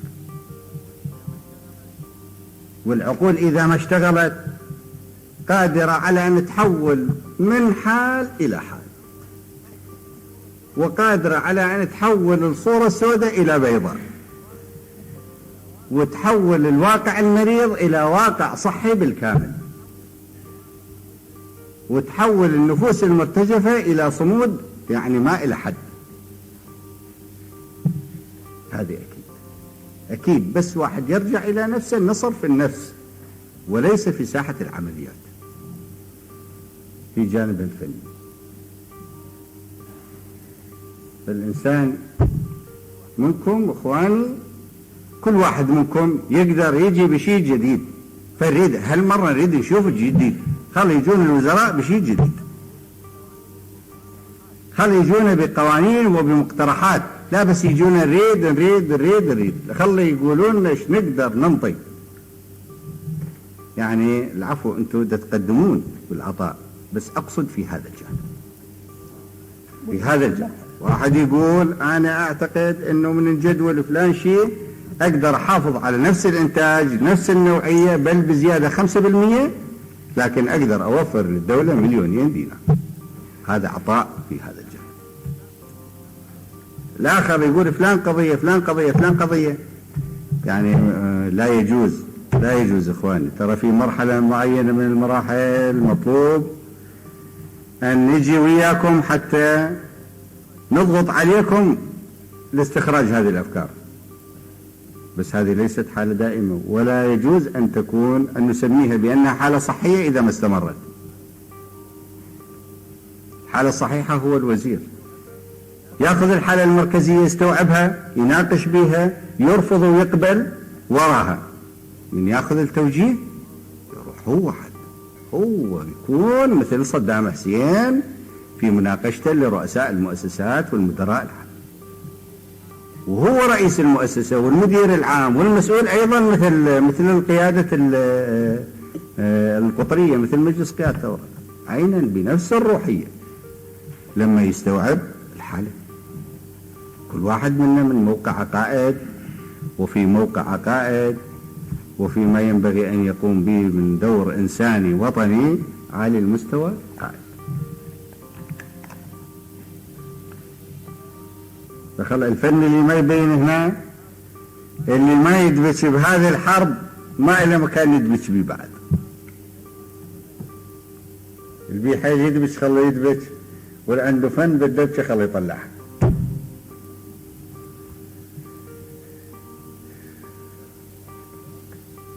لأنه شرف ما بعده شرف. عندما نتحدث عن النصر والمحافظة على روح النصر فهذه حالة مطلقة بعون الله لا يمكن أن تنكسر، بس نقول لا يجوز أن اللي يشاركون بها لا يجوز أن يستثنى أحد من عدم المشاركة به. الصنع هو الإحساس بأنه هو يعني هو إلى طابوقة في النصر ذي شيء بينه، وعليه ختمة وعليه اسمه وعليه صورته، لازم يحسها في نفسه قبل أنه تنحط على الجدار. واللي ما يحسها في نفسه والله ما يقدر يحط حصوة صغيرة على الجدار.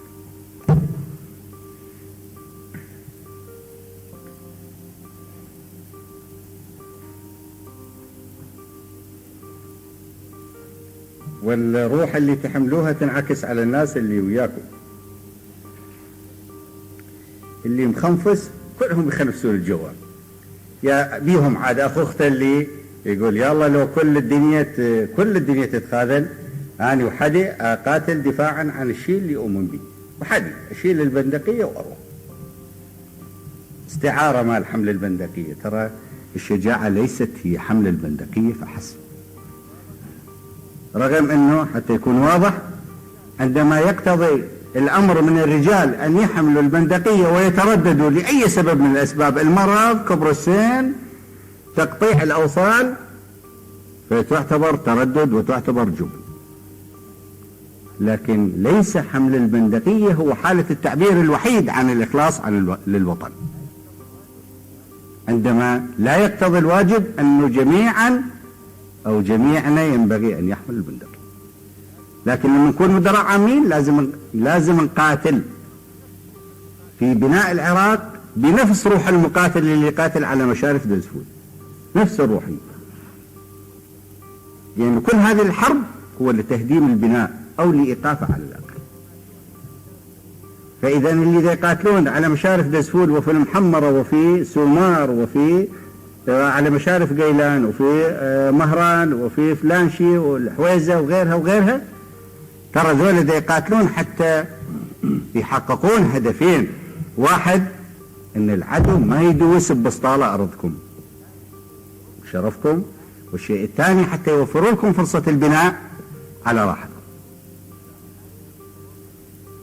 وجزاهم خير، وفروا لكم فرصة البناء على راحتكم، ومنعوا العدو من ان يطأ ببسطالة ارض العراق. صار لهم 1.5 سنة.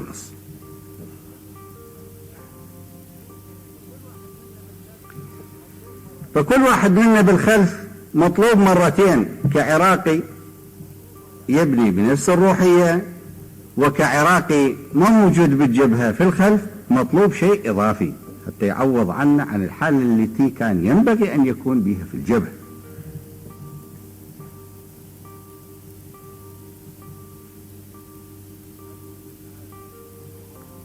لازم الناس اللي تقودوهم يشوفون الإيمان والإخلاص يشع من أعينكم لكي ينتقل إلى قلوبهم بحالة فعل وطاقة. أنا أعتقد أي إنسان من يؤمن حقيقة ومن يعرف كيف يتصرف بالإيمان إلى مفاصل حيوية في جسم الحياة وفي روحها وبمفردات حية، قادر على أن ماكو شيء مستحيل إلا فقط صناعة الرب أبدا. بس إنسان ما يقدر يسوي كل شيء يقدر يسوي، وحتى الإنسان يغيره حوله من مريض إلى واحد صح. فركضوا حتى تطلعون الناس المرضى، لأنه نريد ما يبقى مريض لا بالدولة ولا بالحزب ولا بالشعب. يصيرون خطين، خط العراق الجديد والخط المرضى اللي لازم يكتسحون بلا رحمة أبد، لأن الرحمة للعراق لشرفه ولمعتقداته ولتاريخه ولأرضه ولسماءه ولمياه. ناس القلب مريض لازم ياخذ دفعة ويزدح على صدره إلى أن يطخ راسه بالحائط.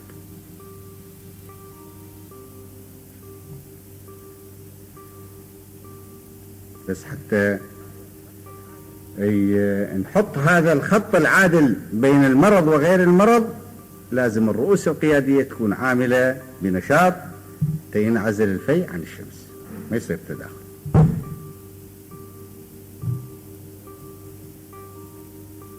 تقدرون تعرفوهم من عيونهم ترى المرضى، أنا أعرفهم من عيونهم. لو يصطفون قدامي 5000 أكشف قلبه من عينه، إلا من يغطيها بنظارة سوداء أطالبه أن ينزع النظارة السوداء حتى يشوفه زين.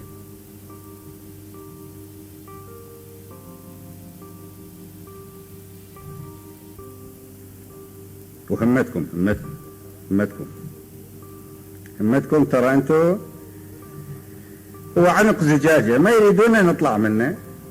هاي مبين هسه أشوف إسرائيل صار بهالأسبوع مرتين تجي. ليش؟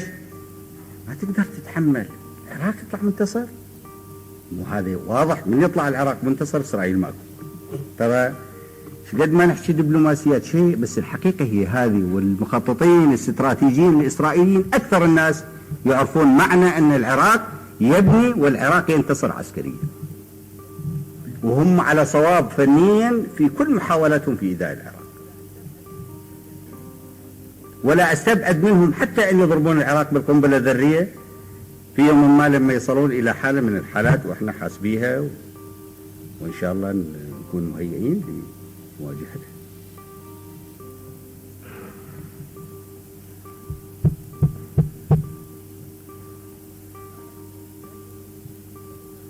هذا عنق الزجاجة. كل الناس بالعالم الثالث واقف كف، كل ما يريد يطلع راسه ويضربوه عليه ونزل جوا. إلا احنا يضربون وهسه طلعت رقبتنا والنوب الصدر. تراكم دفعة صغيرة وانكم خارجها، وبعد خلص حتى لو يجون ناس ضعفاء يقودون العراق راح يمشي ويتدحرج بفعل العمل القديم ويصل إلى أهدافه ويأخذ كل ميدانه في التطور التاريخي الوطني والقومي والإنساني.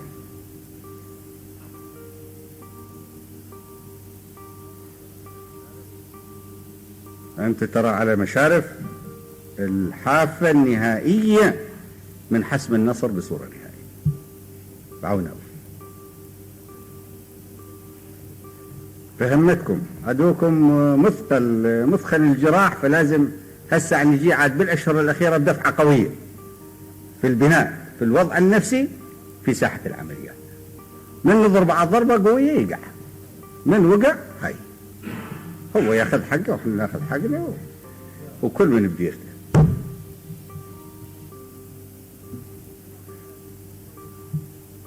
فجمعكم لازم يكون قوي، وحتى يكون قوي ينبغي أن يكون قوي في قلوبكم.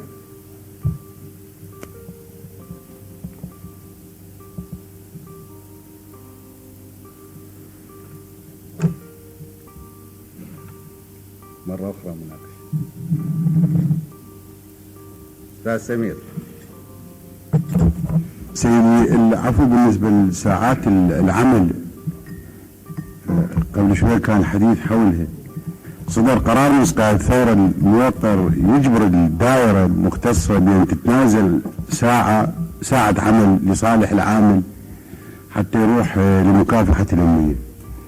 مكافحة الأمية هي الدولة تضيف ميزة جديدة على المواطن من خلال تعليمه القراءة والكتابة، وتخلي موظفين وتسخر إمكانيات معينة لهذا الغرض. فأنا شايف هي عمليا تصل ساعتين مو ساعة واحدة سيدي، مو ساعة واحدة. أنا شايف لو نبحث عن صيغ من شأنها أن تلزم العامل بأن يروح لصفوف مكافحة الأمية دون أن يستقطع جزء من ساعات العمل، يعني خارج ساعات العمل، كأنه جبره دون أن يتجاوز الصف الفلاني، من يجي من ينطي العلاوة، من يترفع وإلى آخر ذلك. كان نسوي الصف بالمعمل. نعم سيدي، بالمعمل وخارج أوقات الدوام. بدل ما يكون بالمدرسة كان نسوي الصف في مديرية التربية الفلانية، بدل ما يكون بالمدرسة كان نسوي الصف في الوزارة الفلانية بدل ما يكون بالمدرسة، وهكذا. نعم سيدي. ونص ساعتين من الدوام العامل ياخذ لي قدام على أنا رايح مكافحة أمي. لما تناقشون موضوع ساعات العمل الإضافية أرجوكم تفرقون بين حالتين. حالة العمل الجماعي، يعني المعمل مطلوب أن يشتغل ساعتين عمل إضافية، المعمل كله. وهاي الحالات الفردية، هاي الحالات الفردية شلون ما أشوفها كلها ما لها لزوم. إنه بالوزارة الفلاني نحتاج 5 عمل إضافي. بعدين هالحالة على إيش؟ يعني هو واحد لما يخوض بحالة حرب وعمل وبناء ومسؤول، هو مدير عام متميز على ربعه ونريد نعطيه عمل إضافي، ليش؟ يعني نيجي ننطر صدام حسين راتب مال عمل إضافي، مو عيب؟ عيب. وكذلك الوزير الفلاني، وكذلك وكيل الوزارة الفلاني، وكذلك المدير العام الفلاني، وكذلك المستشار الفلاني. ما هو صار مستشار تميزا على ربعه، هي هذه ساعات عمل إضافي بالتميز بالصفة والموقع. وراها نقول نريد لعمل إضافي لنشتغل ساعتين إضافي. طيب يشتغل ساعتين ويوم يطلع بيها ساعتين قبل الدوام. قل له للوزير أنا الآن مزاجي ما يستوعب المعاملات، وقل له روح. لازم نصل إلى هيك حالة عراقية.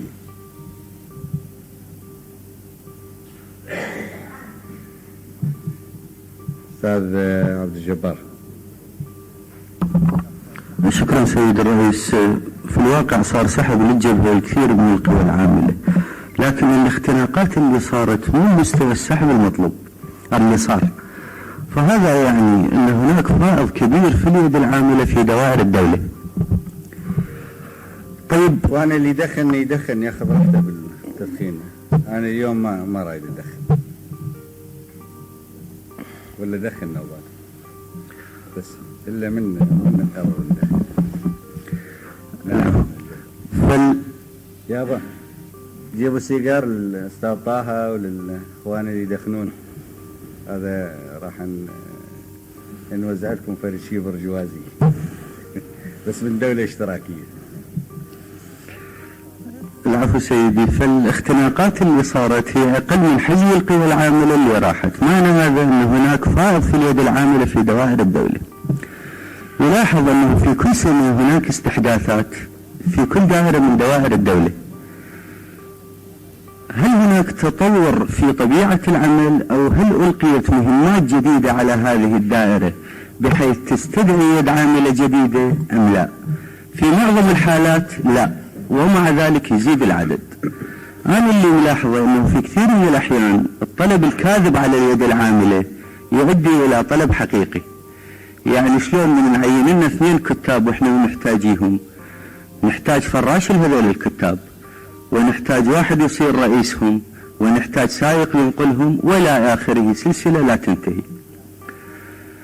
أنا أشوف يعني هاي الظاهرة اللي يسموها زملائنا الاقتصاديين البطالة المقنعة، يعني مرة أخرى بحاجة إحنا إلى غربلة جهاز الدولة، ووضع الفائض حيث نحتاجه. وأشوف أيضا أن يصير كل التعيينات الجديدة ضمن صيغة مركزية على غرار ما معمول به الآن في بعض الاختصاصات.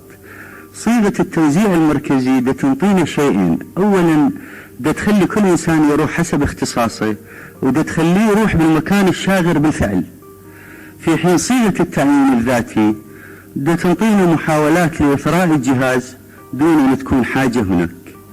فحبذا إن أمكن لو نقطع التعيينات عن دوائر الدولة ونخلي صيغة توزيع مركزية للتعيين الخريجين الجدد، وننطي فرصة للقطاع الخاص أن يستفاد من فائض اليد العاملة أنه يجد، وبعدين الجهاز المركزي للتوزيع إذا أراد أن يعين سين أو صادم من الناس في أي مكان معين فهو يستحدث له درجته ويستحدث له تخصيصه المالي. شكرا سيد الرئيس. سيادة الرئيس،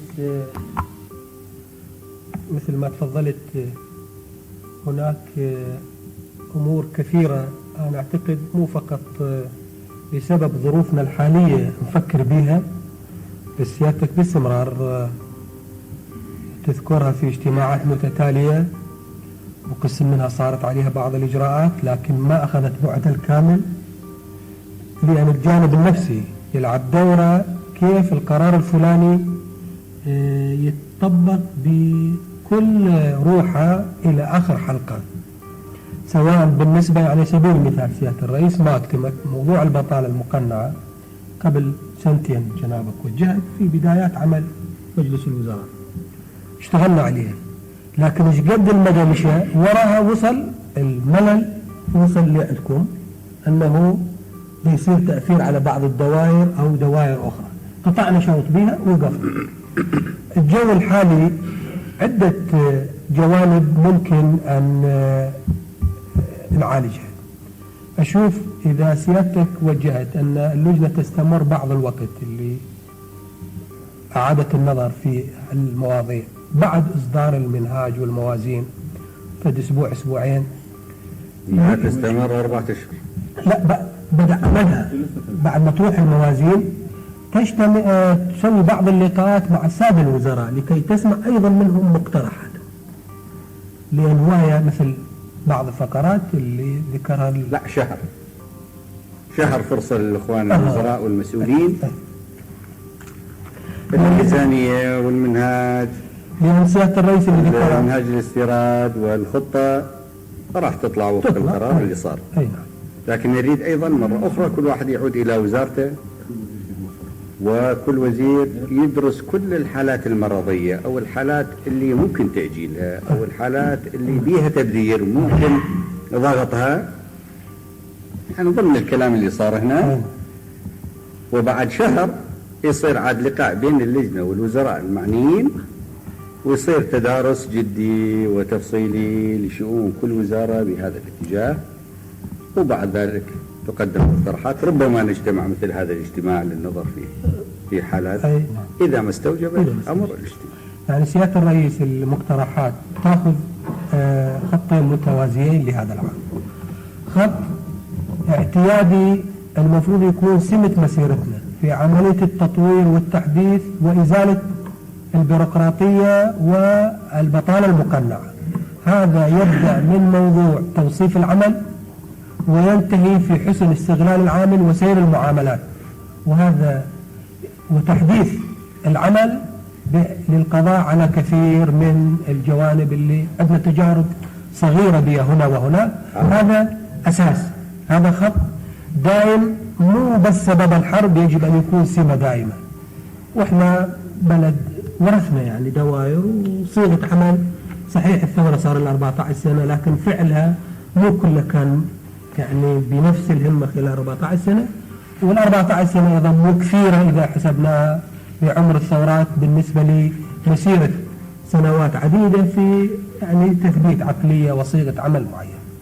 الخط الثاني هو كل ما من شأنه، لأن أنا أعتبر سيادة الرئيس موضوع المخصصات وإحنا حكينا بها تتذكروا، والآن المقترح الموجود واللي قرر مجلس الوزراء ويطبق هو كثير أفضل مما كان قبل سنة، لأن كانت ساعات مفتوحة، هو 8 ساعات دوامه وانطوه مخصصات 8 ساعات، شلون يشتغل الانسان 16 ساعه؟ فياخذ 3 ضعف راتبه. احنا بالمقترحات تعدلت هذه الناحيه. فانا اشوف موضوع المخصصات ناخذ بها ظروف الحرب، لكن هي الحقيقه مو صيغه مرحليه، يعني هي يجب لا ان يعني حقيقة انظر لها كحالة دائمة بالدولة العراقية، يعتبرها نعم حالة مرضية يعني، مرضيه لازم نعيد النظر. مطلوب تكييفها. فخط الخط الامور اللي يجب ان نعالج بها، والجو يساعد ان نطبق الصياغات اللي نتوصل لها بشكل دقيق افضل من الظروف السابقه. والخط الثاني هو الامور هي مطلوبه ولكن ممكن تاجيلها لهذا العام او لاكثر من عام، فيكون مقترحاتنا من نوعين: نوع دائم وتطويري ايضا يؤدي الى اقتصاد بس يحسن الاداء، ونوع مطلوب صحيح لكن ايش قد نقدر نقلل من هذا الطلب، نأجل جزء منه او نأجله كله. بهذا الاطار يا سياده الرئيس اعتقد باجتماع اجتماعين 5 نظل كل اسبوع اسبوعين نجتمع ايش نتوصل من صيغه قرارين ندزه. انا اعتقد هذا يعني يخلق فجو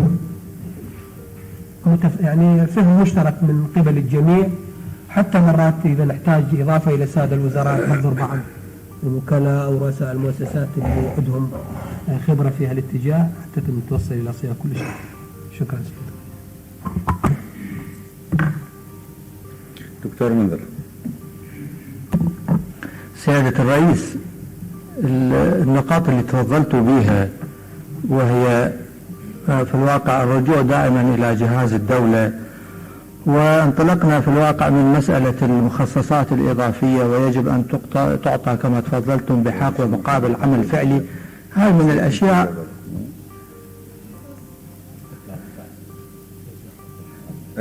من الأشياء المسلم بها والأشياء الضرورية قانونا وعدلا وحق. لكن وأيضا كما تؤكدون في كثير من تعاليمكم أن المسألة يجب أن تؤخذ بإطارها الشمولي، يعني لأن جهاز الدولة هو جهاز تحت الرقابة، جهاز أقرب من أدنى، يجب أن ننظر أيضا إلى الجانب الآخر من المسألة وننظر إلى المجتمع ككل.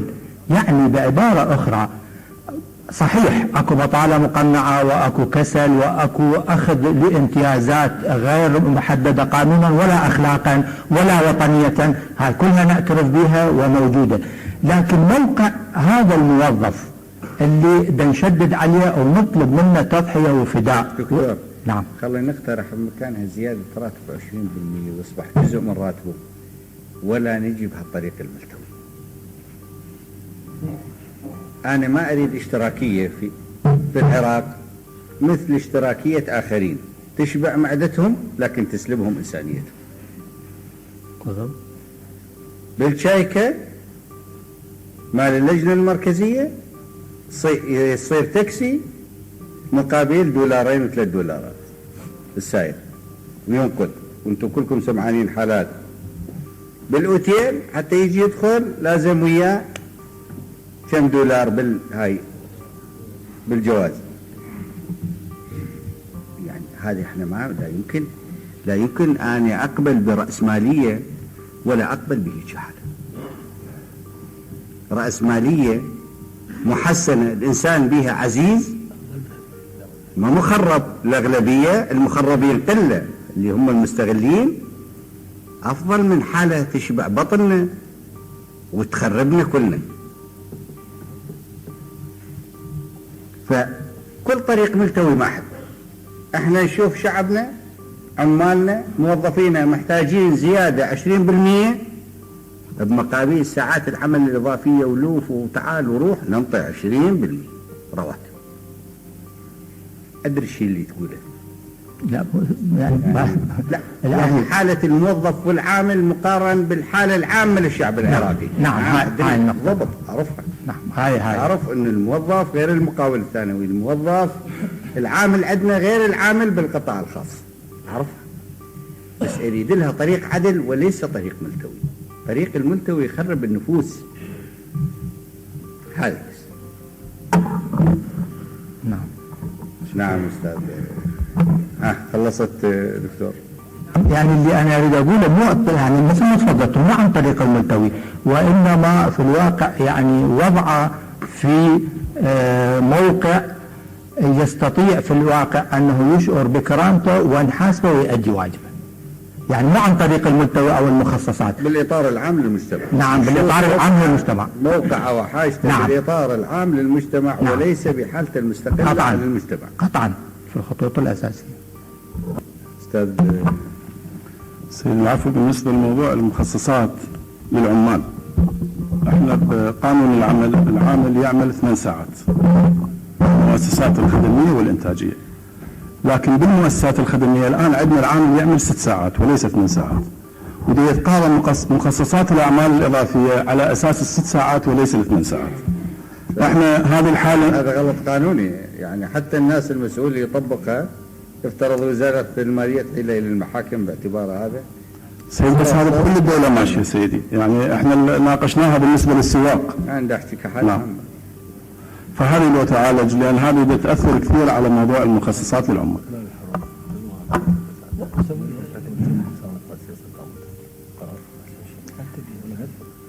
ندرسها.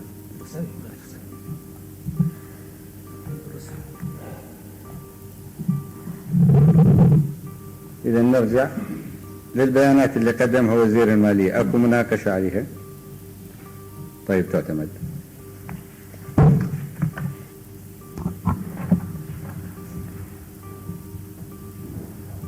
سيادة الرئيس، النقطة الثانية هو منهاج الاستثماري. وجه سيادتك في الاجتماع الأول لتأكيد على أسس ثابتة في موضوع إعادة النظر في المنهاج اللي أخذ بها بنظر الاعتبار إمكانية تمديد دفعات بالنسبة لمشاريع مقاولات الأجنبية أو فقرات ممكن إزالتها لا تؤثر على العقود. بالنسبة للتنفيذ المباشر إيقاف العمل في مشاريع لا يؤثر